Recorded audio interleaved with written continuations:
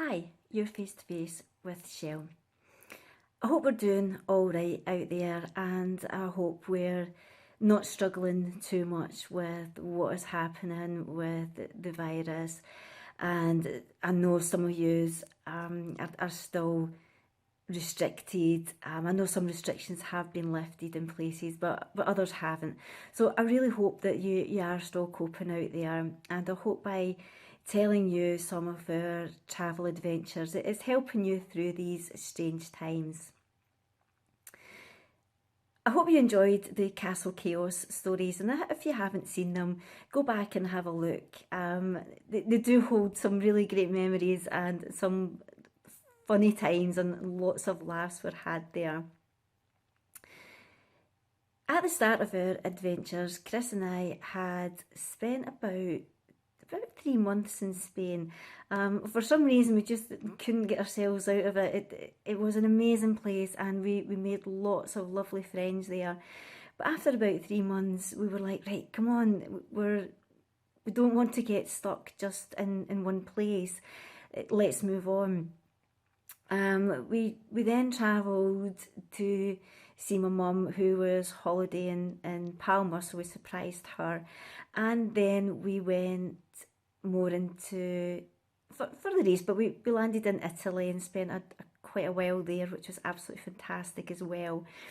And then we decided we wanted to head further east.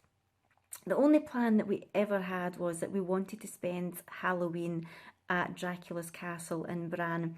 And I'll put a link in the description to this video to my page on Halloween fun, and there's some pictures of us at Bran Castle at Halloween.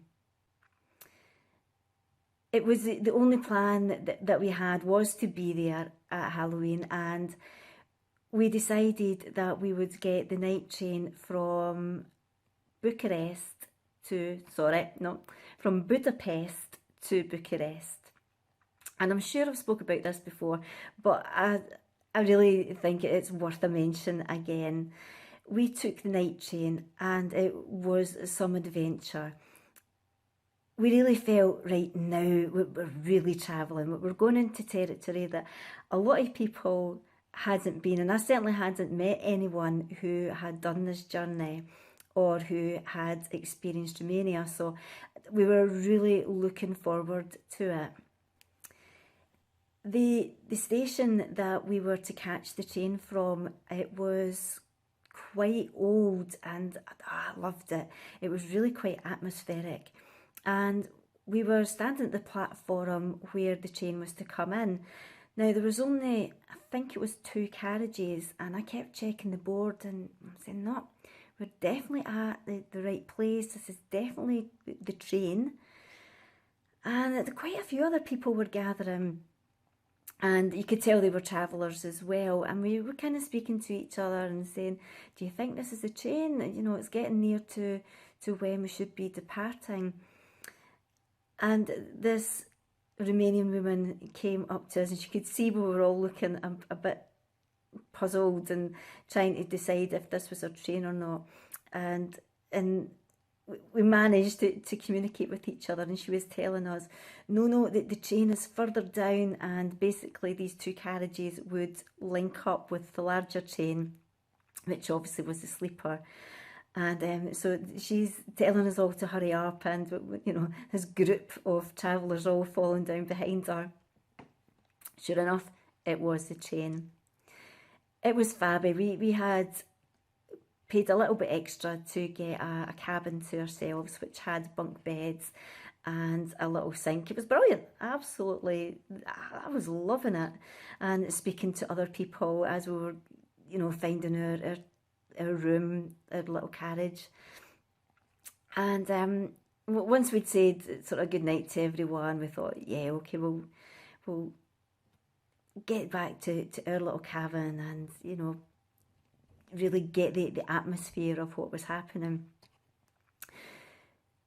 Then I says to Chris, you know, I have never been on a train and that had a bar. Well, I have been on a train that had a bar, but I'd never actually went to the bar. I know one of these silly things, but I'd never actually gone to it.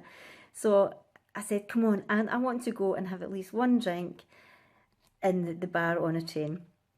And it was fab. It was done out like a proper bar, you know, it just wasn't just like a carriage. It had like little booths, and the bar was a proper little bar. And I was absolutely loving it. So we had a drink there, and as we were having a drink, the train came to a stop, and I was like, "Oh right, I wonder what's happening." And we thought that the police were outside, and they had dogs, and they had mirrors, and they were checking underneath the train, and we're like, "Oh no, what's going on?" And I'm saying to Chris, quite dramatic, "Oh, they're looking for someone. I wonder who they're looking for. I wonder who it is." So we decided to go back to our little cabin, and as we were doing so, we realised that no, all it was border control.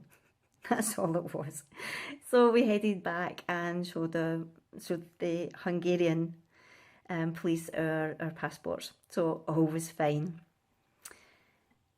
So a little while passed, and we were chatting about, you know, what we were going to expect when we got to Romania.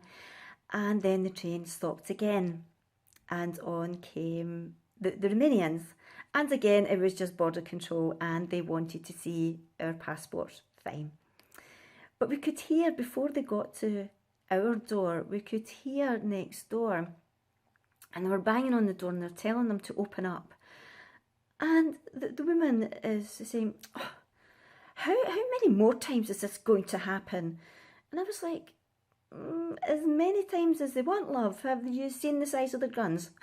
You know, it's like, just do as they're asking. But again, absolutely fine. They asked us how long we were going to be in Romania, and we were like, "Oh, we don't know." And we're backpacking. We're thinking a few weeks, but I thought, can't really give you an exact date. But they were absolutely fine.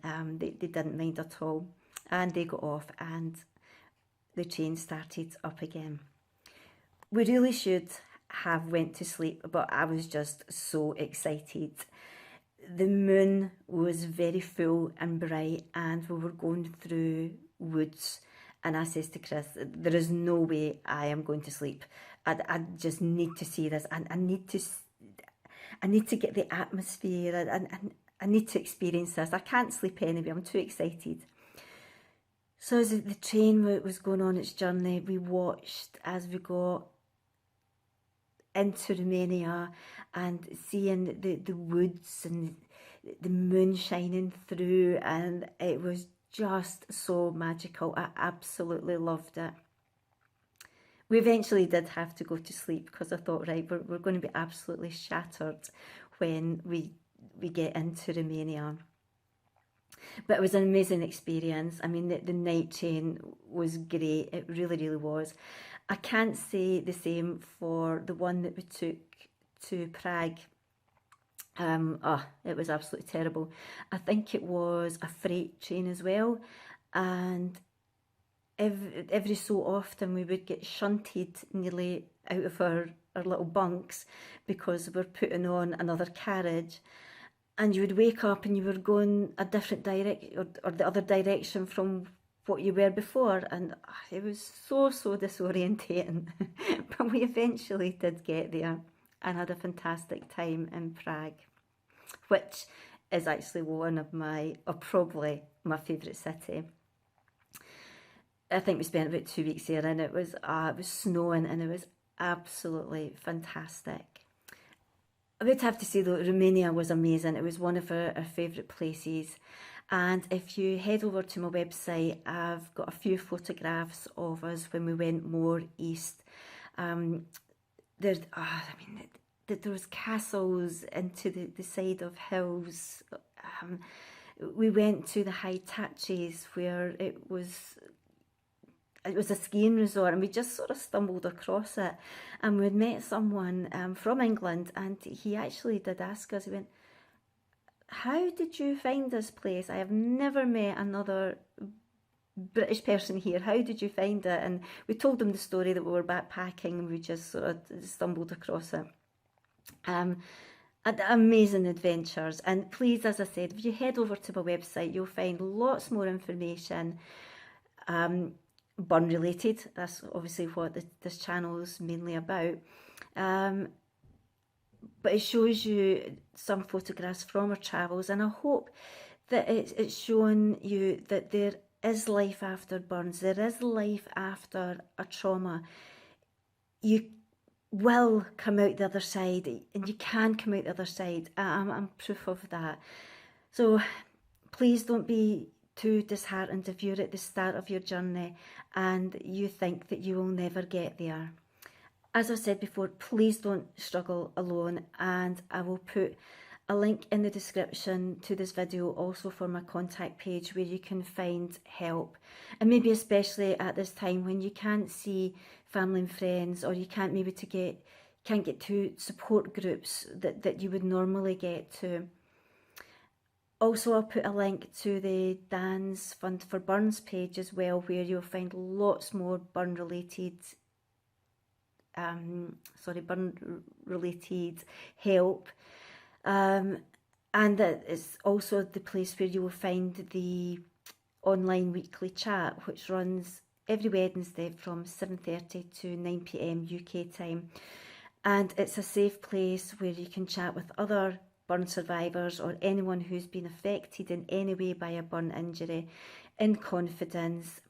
You can just go on, you can sit back, you don't have to chat at all, or you can ask questions. There's other burn survivors on there, and I try to get on there myself every Wednesday, just trying to help as many people as possible.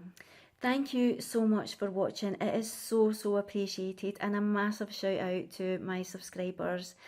If you haven't already, it would be great if you could subscribe to the channel and give me a like and a share. I'm trying to get out to as many people as possible and help as many people as I can.